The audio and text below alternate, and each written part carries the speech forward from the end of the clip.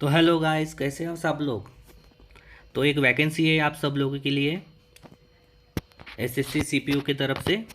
Okay. तो कल ही vacancy निकली है 10/8/2022 को। तो इसका जो लास्ट डेट है फॉर्म फिलअप करने का वो है 30/8/2022, यानी 30 तारीख तक आप इस महीने की 30 तारीख तक आप फॉर्म फिलअप कर सकते हो। ओके। तो आपने तो इसमें मैं आपको ये बोलना चाहता हूँ कि आप लोग अगर पढ़ाई चालू कर दी होंगे तो अच्छी बात है, क्योंकि इसका जो एग्ज़ाम होने वाला है वो है नवंबर 2022 को। ओके। तो नवंबर 2022 को इसका एग्ज़ाम होने वाला है, सीबीटी एग्ज़ाम है यहाँ पे। ठीक है। तो आप लोग ये जो पढ़ाई है आप मॉक टेस्ट से कर सकते हो। आजकल बुक्स मिल जाती है, बुक से कर सकते हो पढ़ाई आप। काफ़ी बुक्स मिल जाती है एसएससी सीपीयू की। ओके। तो आप वो परचेज़ करके आप उसकी पढ़ाई कर सकते हो। नवंबर में एग्ज़ाम है, तो 2 या ढाई महीने आपके पास अभी भी है अवेलेबल, तो आप आराम से पढ़ाई कर सकते हो। ओके। ठीक है। तो इसमें क्या क्या वैकेंसी निकली, इसी एलिजिबिलिटी क्राइटेरिया क्या है, ये सब लोग हम लोग अभी डिस्कस करेंगे, राइट। तो सब इंस्पेक्टर की वैकेंसी निकली है सेंट्रल आर्म पुलिस फोर्स में।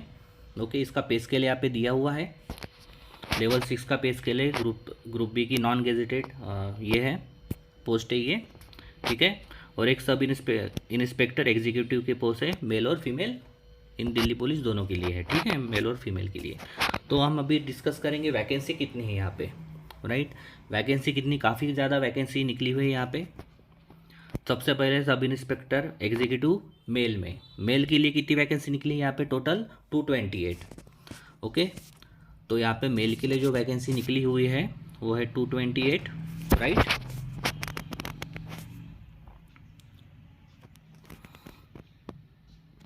228 मेल के लिए वैकेंसी निकली हुई है। देन सब फीमेल के लिए जो निकली है 112। ठीक है, 112 वैकेंसी निकली। उसमें से यूआर के लिए 51, ओबीसी के लिए 27, एससी के लिए 15, एसटी के लिए 8 और ईडब्ल्यूएस के लिए 11। वैसे ही मेल में आप देख सकते हैं यूआर में 103 है टोटल वैकेंसी जनरल कैटेगरी वालों के लिए, ओबीसी के लिए 54, एससी के लिए 30, एसटी के लिए 18 और ईडब्ल्यूएस कैटेगरी के लिए 23। ठीक है, मेल और फीमेल की ये सब इंस्पेक्टर एग्जीक्यूटिव की वैकेंसी हो गई। उसके बाद में सब इंस्पेक्टर सीएपीएफ में वैकेंसी निकली हुई है, जिसमें बीएसएफ, सीआईएसएफ, सीआरपीएफ, आईटीबीपी हो गया, एसएसबी हो गया। तो इसमें मेल फीमेल दोनों के लिए वैकेंसी निकली हुई है। तो टोटल जो वैकेंसी निकली हुई है यहाँ पे 3960।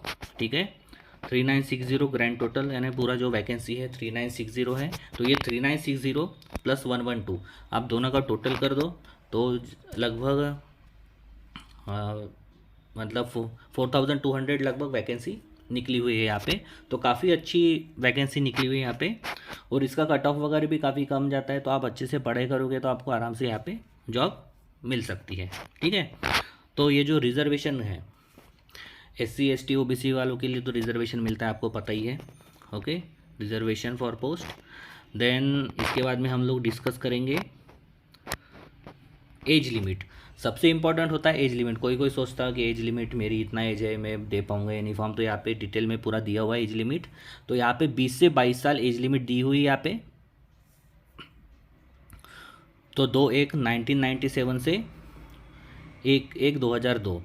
ठीक है, मतलब 2/1/1997 के पहले वो मतलब बॉर्न नहीं होना चाहिए, और 1/1/2002 के बाद में वो बॉर्न नहीं होना चाहिए। ठीक है, तो ये दोनों के बीच में ही ये बॉर्न होना चाहिए। ठीक है, यानी जन्म लेना चाहिए। तो एससी और एसटी के लिए आपको जैसे पता है, एससी और एसटी के लिए 5 साल का रिलैक्सेशन मिलता है एज लिमिट में, वैसे ही ओबीसी के लिए 3 साल का एज रिलैक्सेशन मिल जाता है यहाँ पे। ठीक है, और जो एक सर्विसमैन है उनको 3 साल का रिलैक्सेशन मिल जाएगा। विडोज़ जो है, डावोस वुमन जो है, उनके लिए 35 साल तक की एज है, राइट, जो जनरल कैटेगरी में है। और जो एससी एसटी में उनको 40 साल तक के दिया हुआ है यहाँ पे एज लिमिट, राइट। देन उसके बाद में हम लोग देखेंगे क्वालिफ़िकेशन क्या चाहिए। तो आपको पता ही है क्वालिफ़िकेशन कोई भी है, एनी बैचलर डिग्री। ठीक है, इस पोस्ट के लिए कोई भी जो भी ग्रेजुएट होगा, बैचलर डिग्री जिसने भी किया होगा वो सब एलिजिबल है। ठीक है, 20 to 25 एज लिमिट के अंदर में ही। ओके,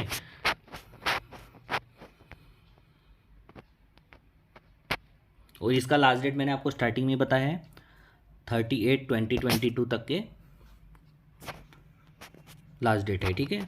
तो आपको अभी आज की जैसे 10-11 तारीख है, तो आपको और 20 दिन है अप्लाई के लिए, तो आप ऑनलाइन अप्लाई कर सकते हो। तो इसका जो नोटिफिकेशन जो है वो मैं डिस्क्रिप्शन में दे दूंगा, और ऑनलाइन लिंक जो है उसका एग्ज़ाम का फॉर्म भरने का वो भी मैं आपको डिस्क्रिप्शन में दे दूंगा, तो आप वहाँ से फिलअप कर सकते हैं। कोई भी प्रॉब्लम हो तो आप कमेंट करके मुझे पूछ सकते हैं, मैं आपको रिप्लाई करूँगा कैसे फॉर्म वगैरह फिलअप करना है, ठीक है। बाद में यहाँ पे सारे डिटेल्स दिए हैं, उसका फ़ोटो का साइज़ वगैरह क्या होना चाहिए, कितना KB का होना चाहिए, वो तो आप ये सब फॉर्म में पढ़ सकते हैं ये नोटिफिकेशन में। अच्छा, सबसे मेन बात है अप्लीकेशन फ़ीस कितनी लगने वाली, तो 100 रुपये फ़ीस है। जो जनरल कैटेगरी के जो लोग हैं उनके लिए है 100 रुपये फ़ीस, और SC ST और जो वुमेंस कैंडिडेट्स हैं, ठीक है, उनके लिए कोई फ़ीस नहीं है। SC ST और वुमेंस कैंडिडेट के लिए कोई फ़ीस नहीं है, ठीक है। ओपन वालों के लिए है, OBC वालों के लिए है फ़ीस, और EWS वालों के लिए आपको 100 रुपीज़ फ़ीस पे करना पड़ेगा, राइट।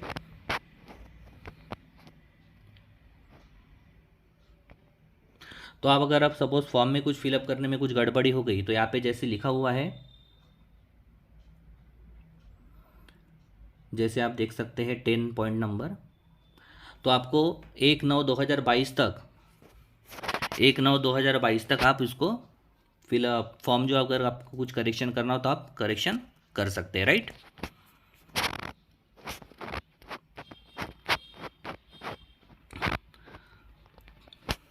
तो सेंटर्स वगैरह आपको यहाँ पे सारे मिल जाएंगे, कहाँ कहाँ एग्ज़ाम के सेंटर्स होंगे, कहाँ ऑनलाइन एग्ज़ाम होगी। तो ऑनलाइन आपकी यहाँ पे एग्ज़ाम होने वाली है, ठीक है। तो मैं आपको बता देता हूँ उसका सिलेक्शन ऑफ एग्जामिनेशन स्कीम कैसा होने वाला है एग्ज़ाम का। तो आपका एक पेपर 1 होने वाला है और एक पेपर 2 होने वाला है। पेपर 1 में आपको जनरल इंटेलिजेंस 50 मार्क्स का रहेगा, ठीक है। General knowledge and general awareness वो भी 50 मार्क का रहेगा, ठीक है। क्वांट एप्टीट्यूड वो भी 50 मार्क का रहेगा, और इंग्लिश भी रहेगा वो 50 मार्क का रहेगा। तो टोटल आपका जो रहेगा ये पेपर 1 वो 200 मार्क का रहेगा, और 2 घंटे का पेपर रहेगा, ठीक है। आपका ये CBT 1 हो गया। और पेपर 2 भी रहेगा आपका, इसमें वो जो पेपर है उसमें इंग्लिश लैंग्वेज एंड कंप्रेंशन रहेगा, 200 मार्क का है ये, ठीक है। वो भी 2 घंटे का पेपर रहेगा आपका। तो ये 2 आपका पेपर 1 और पेपर 2 होने वाला है। तो ये सब आपको इसके बुक्स वगैरह मिल जाते हैं ऑनलाइन, आप कैसे भी परचेज़ भी कर सकते हैं बुक्स, या फिर आपको ऑनलाइन वीडियोस भी मिल जाएंगी इसकी टीचिंग वीडियोस, तो आप वहाँ से आराम से देख के पढ़ सकते हैं। अभी आपको 2-2.5 महीना आपके पास अभी भी अवेलेबल है, तो आराम से ये क्रैक हो सकता है आपका एग्ज़ाम। और वैकेंसी भी काफ़ी ज़्यादा निकली हुई है, तो आराम से हो जाएगा। 4200 के आसपास वैकेंसी निकली, तो यानी काफ़ी बहुत बड़ी वैकेंसी निकली हुई है यहाँ पे। तो अब अभी से आप पढ़ाई करने के लिए लग जाओ, ठीक है। और इसमें नेगेटिव मार्किंग रहेगा 0.25 मार्क्स, ठीक है, जैसे यहाँ पे दिया हुआ है 0.25 मार्क्स यहाँ पे नेगेटिव मार्किंग है पेपर में, ठीक है। और ये एग्ज़ाम जो रहेगा वो कंप्यूटर बेस्ड एग्जामिनेशन रहेगा है ये। और आपको जैसे बताया मैंने एग्ज़ाम होगी नवंबर में इसी साल, तो आपके 2-2.5 महीने हैं, आप कर सकते हो। तो ये पेपर 1 का जो भी कंप्यूटर एग्जामिनेशन है उसके जो पेपर 1 के जो टॉपिक है उसमें क्या क्या आ सकता है, तो आपको ये दिया हुआ है पूरा सिलेबस यहाँ पे। तो आप यहाँ से सिलेबस निकाल के आप पढ़ सकते हो।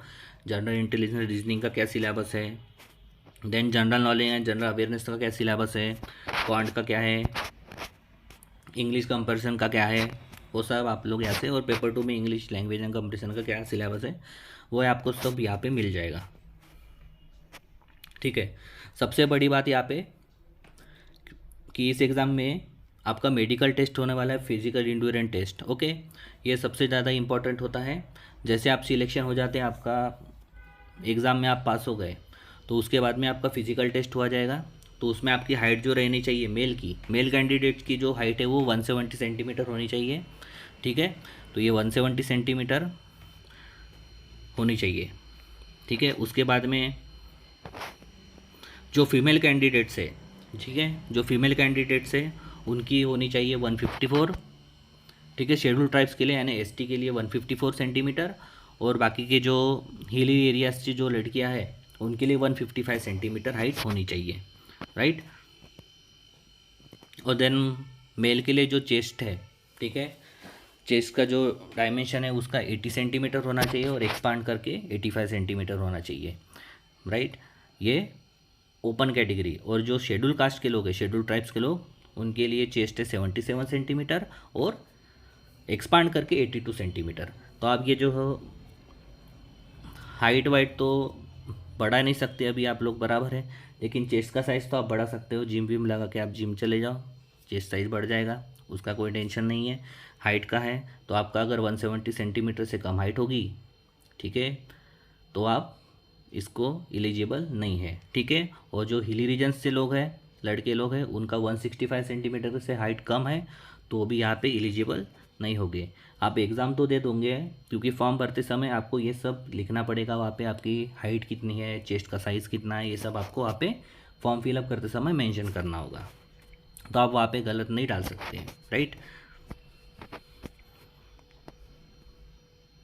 देन उसके बाद में टेस्ट में और आपको होने वाला है यहाँ पे 100 मीटर की रेस होने वाले 60 for male candidates. Male candidates क्या के लिए क्या है, 100 मीटर की रेस होने वाली है 16 सेकंड के लिए, ठीक है। 16 सेकंड में आपको 100 मीटर दौड़ना है, राइट।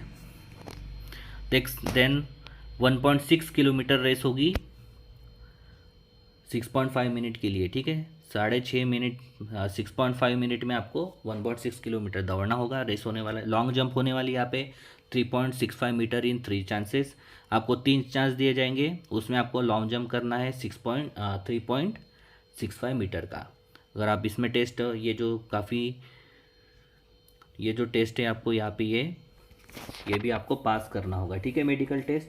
इसके बाद में ही आपका सिलेक्शन होने वाला है। वैसे ही फीमेल कैंडिडेट्स के लिए भी है, 18 सेकंड में 100 मीटर का रेस क्रॉस करना है, 4 मिनट में 800 मीटर का रेस क्रॉस करना है, लॉन्ग जंप हो गया, हाई जंप हो गया, ये सब आपको यहाँ पे दिया गया है, ठीक है। तो आप ये सब नोटिफिकेशन में देख सकते हैं। आई साइट वगैरह हो गया, ठीक है, 6/9 की आपकी आई साइट होना चाहिए। तो ये सब है यहाँ पे, ठीक है। ये सब होने के बाद में क्या है, आपका मेडिकल टेस्ट हो गया, उसमें आप पास हो गए, उसके बाद आपके डॉक्यूमेंट वेरिफिकेशन किए जाएंगे और उसके बाद में ज्वाइनिंग हो जाएगी, ठीक है। इसमें कलर पासपोर्ट साइज़ फ़ोटोज़ वगैरह रहते हैं, आप फॉर्म फिलअप करते रहेंगे तब भी आपको पासपोर्ट साइज वहाँ पे अपलोड करना होगा। तो आपको जो भी कुछ भी डिफ़िकल्टी होगी तो आप मुझे पूछ सकते हैं, ठीक है, कमेंट्स में आप पूछ सकते हैं, मैं आपको पूरा रिप्लाई देने की कोशिश करूँगा। अगर कुछ भी प्रॉब्लम होगी तो आप, अगर आप बोलोगे कि फॉर्म फिलअप की कोई वीडियो बनाओ तो मैं वो भी बना के दे दूँगा आपको, ठीक है। तो आप बता सकते हैं। और आपको नाम जो डालना है वो आपका जो सेकेंडरी सर्टिफिकेट है, 10th का सर्टिफिकेट, ठीक है, उसी बेसिस पे डालना है, ठीक है। आपका जो 10th मार्कशीट में जो नाम होगा वही डालना है यहाँ पे फॉर्म फिलअप करते हुए, नहीं तो वो आपका फॉर्म रिजेक्ट हो जाएगा नहीं तो आपका। तो बस यही है, इस फॉर्म में जो डिटेल्स थे, मेन डिटेल्स मैंने आपको सब बता दिया है। फीस स्ट्रक्चर हो गया, एलिजिबिलिटी क्राइटेरिया हो गया, एज लिमिट हो गया, सब मैंने आपको बता दिया है, ठीक है। तो पढ़ाई आप शुरू करिए, एंजॉय करिए, मस्त मज़े करिए, ठीक है। और चैनल को शेयर, लाइक और सब्सक्राइब करिए। तो जय हिंद, जय भारत, सब लोग एंजॉय करिए, बाय बाय।